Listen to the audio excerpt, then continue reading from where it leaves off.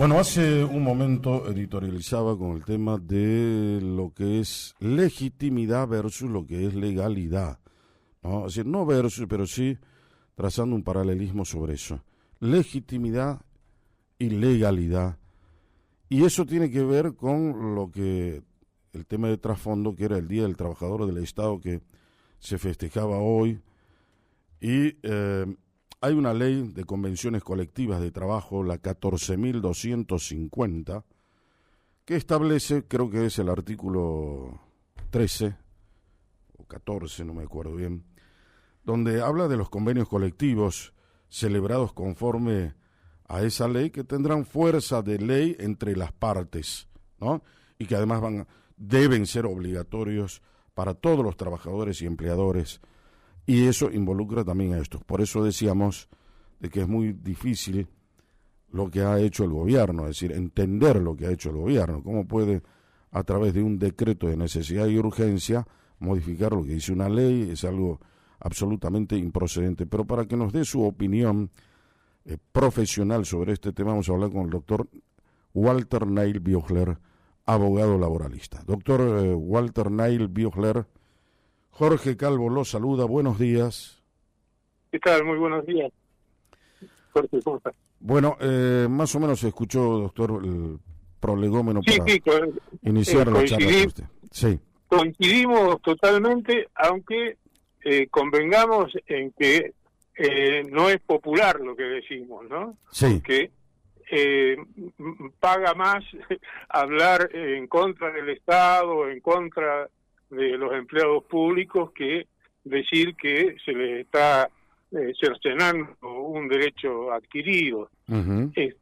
Y de la peor manera, porque no solamente en el fondo, que ya lo vamos a ver, sino en la forma. Si lo hacen con un decreto de necesidad y urgencia, esto ya la sociedad está soportando que el Poder Ejecutivo prescinda totalmente del Congreso. Está derogando una ley con un decreto. Pero además no se puede hacer eso. O sea, por más que uno tenga la voluntad de hacerlo, no puede hacerse eso. Exacto, porque son decretos, primero me gustaría leerle la Constitución, donde dice lo extraordinario que deben ser los DNU. Son situaciones casi diría de guerra, de peste, de cosas extremas donde se le autoriza al Ejecutivo. Bueno, y acá por culpa de la Corte Suprema, que ahora la elogian tanto porque la condenó a Cristina, por culpa de la Corte Suprema está pendiente todavía el DNU 70, que se refiere a los derechos laborales, sí. Pero lo que está pendiente es la derogación de la ley 26.122, que es la que permite que estos DNU sean aplicados con tanta facilidad. Y entonces, en la forma, ¿cómo va a hablar de necesidad y urgencia? Urgencia provocada por su propia torpeza, porque si ellos hubieran pensado que este día era ilegal, ilegítimo, inconstitucional o lo que fuera, lo tendrían que haber programado cuando subieron al gobierno o en algún momento, y no... O que utilicen la vía legislativa para derogarlo como corresponde. Exacto, porque fíjese, menos de 12 horas, porque lo publicaron a la tarde, ni siquiera salió en el boletín a la mañana. Uh-huh. Con todo lo que pueden haber programado los empleados públicos para su descanso, y dónde estaba la urgencia, si eso lo tenían que haber programado ellos con tiempo. Entonces, por la forma, ¿y dónde está la necesidad? Claro, acá hay un discurso en el que se prende toda la gente, y por eso le digo que lo que decimos nosotros es impopular, porque le dicen, esto lo pagan con la suya, esto sale del bolsillo del contribuyente, esto...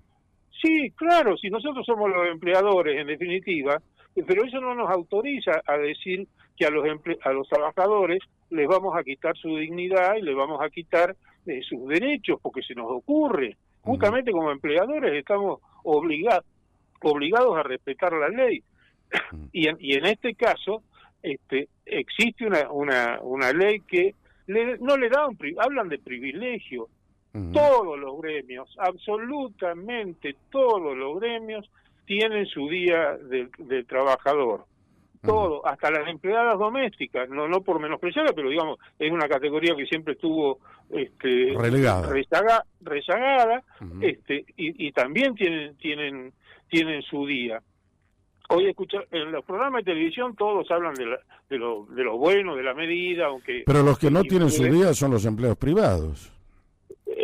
Los empleados privados tienen también sus días, y daban el ejemplo de no, pero los odontólogos y los arquitectos... Bueno, pero eso no son profesionales liberales, no se puede comparar. Y son profesionales que son autónomos, claro, pero lógico. por ejemplo, los abogados tenemos nuestro día, Sí. porque ese día no funciona tribunales, el día del abogado. Y las distintas funciones también tienen ese premio, digamos, es un día específico que se festeja, y que no hay ningún tipo con ese criterio. También los empleados públicos no trabajan los sábados, y hay muchas actividades que trabajan los sábados. Los empleados públicos trabajan en su mayoría 7 horas. También es otro privilegio, pero veamos cuál es el sueldo de miseria que tienen los empleados públicos. Veamos lo que cobra en las municipalidades del interior, y no sé si de capital, de nuestra provincia.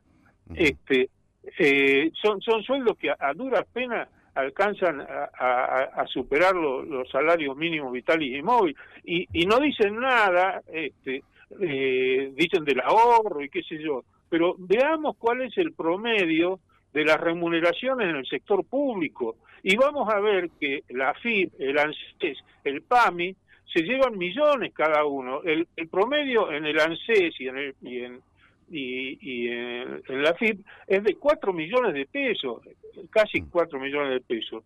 El sueldo de los empleados públicos son, bueno, y ahí no, y algunos que ganan 15, 20, 25 millones porque son directores, y que eso no lo cambió el gobierno.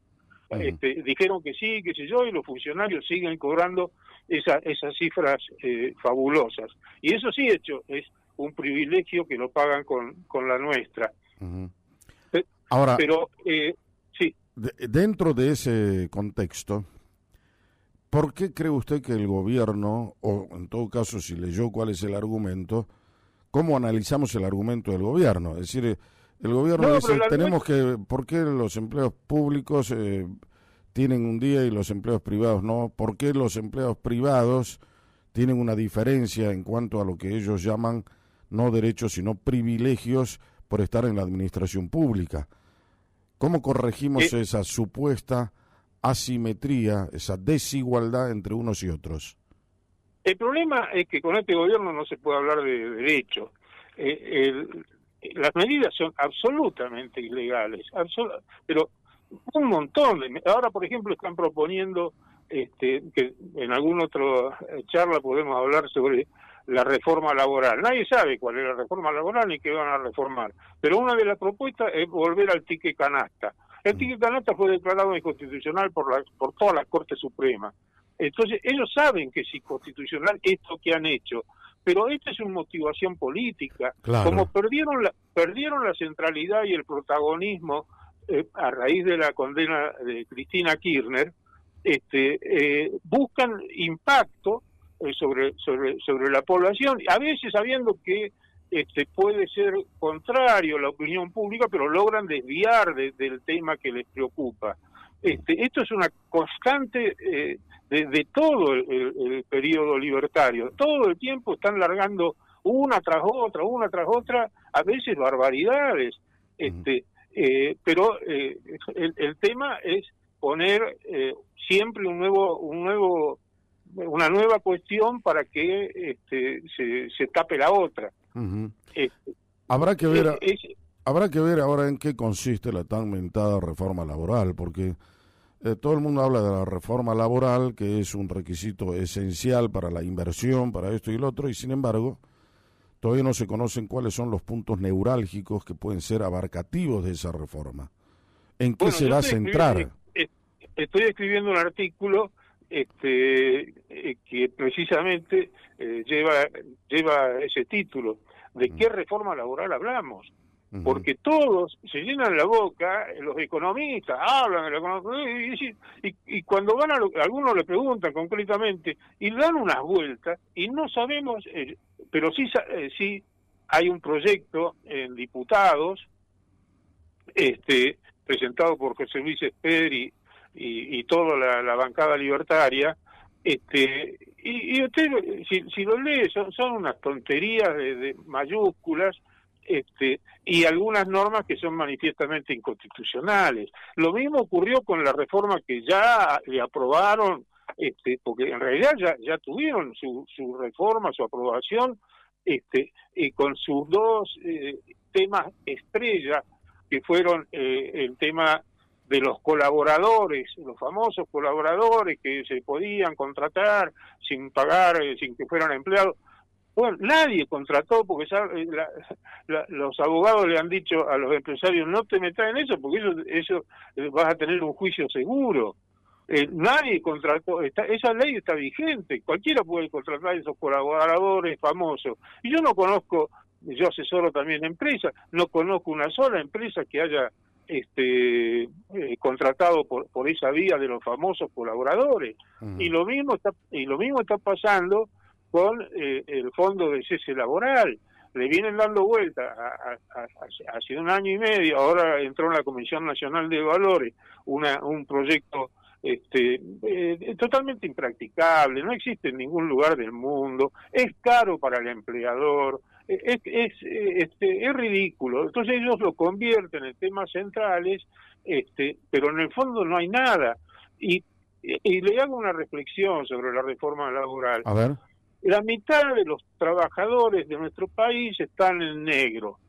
¿Qué mayor reforma laboral que esa? ¿Qué mayor libertad para el empleador de no pagar aguinaldo, de no pagar los sueldos que corresponden, de establecer las jornadas que se le ocurren? Tiene toda la libertad para hacer. Y eso no significa que el país se haya desarrollado a pesar de tener esa gran masa de trabajadores a la intemperie. No, pero justamente la reforma laboral tiene que apuntar a facilitar que esas personas entren en el mercado blanco, no que permanezcan en la ilegalidad. Entonces, para que entren al mercado laboral legal, se necesitan leyes que sean lo suficientemente, ¿qué le puedo decir?, benignas, y encuentren el punto de equilibrio entre la patronal y el empleador. ¿Por qué hay esa cantidad de gente? ¿Por qué nadie quiere emplear en blanco? Porque saben que es una bomba de tiempo. Porque hay derechos que son inadmisibles, eso también hay que decirlo. O sea, hay que encontrar ahí, doctor Bühler, escúcheme una cosa, parece que usted también tiene una ideología centrada sobre el tema. Pero acá tenemos que encontrar un punto de equilibrio. La Argentina se mueve a contramano de lo que está haciendo el mundo. Entonces, estamos retrasados en ese tema.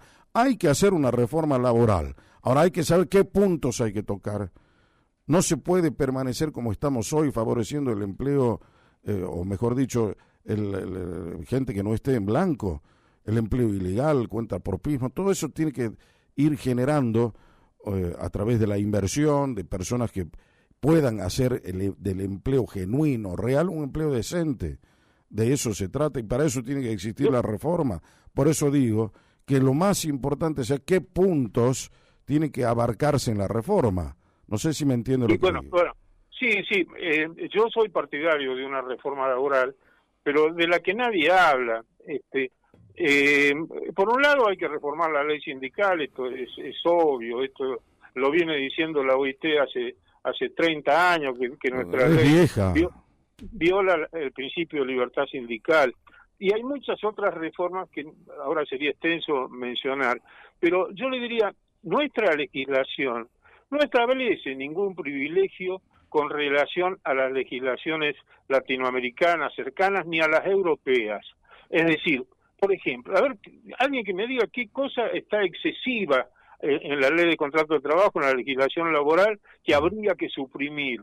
No, ninguna, porque la indemnización por despido, cuando se sacaron, que me pareció bien que lo sacara este gobierno, las indemnizaciones agravadas, justamente por trabajo registrado, pero no sacarlas totalmente a cero, porque eso fomentar el trabajo no registrado. Antes eran excesivas, pero también es un exceso quitarle todo tipo de protección al trabajador no registrado. Pero no hay en nuestra legislación, por ejemplo, se cita que tenemos muchos feriados. Es cierto, tenemos 19 días de feriados, 19... que pocos países lo tienen, pero también tenemos las vacaciones más bajas del mundo. Pocos países tienen 14 días de vacaciones, todos tienen 30. Entonces hay que ver completa la película. No se pueden hacer comparaciones parciales para decir, no, esto es un privilegio, hay que sacarlo. No, bueno, pero por el otro lado, si al empleado público le queremos sacar derechos, bueno, le demos sueldos dignos. No es sacar la foto y olvidarnos de la película. Sí, seguramente que tiene que ser así. Por eso es importante converger, es decir, que haya puntos de acuerdo sobre cuáles son las cuestiones que se pueden reformar, cuáles son útiles, ayornarlas, mejorarlas, volverlas más prácticas, para que el mercado laboral, primero, se eficientice y, en segundo lugar, sea un lugar de encuentro para el empleador y el empleado, donde haya un punto de convergencia de los intereses de ambos sectores. Solamente así vamos a prosperar, porque si no... No, es que es así, efectivamente, Jorge.